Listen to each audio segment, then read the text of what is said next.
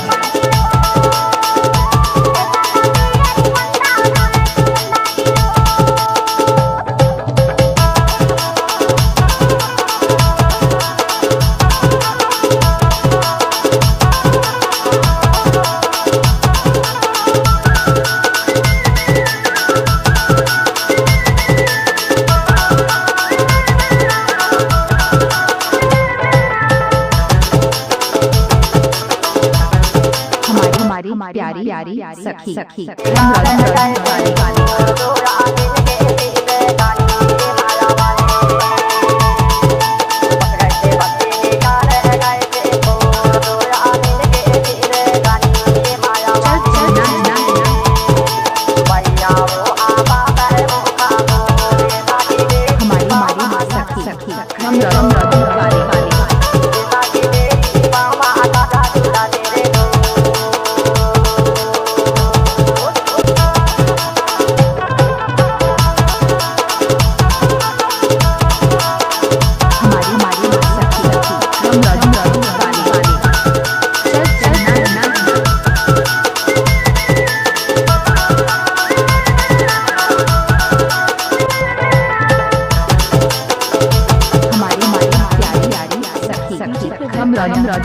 वाली हमारी प्यारी सखी सखी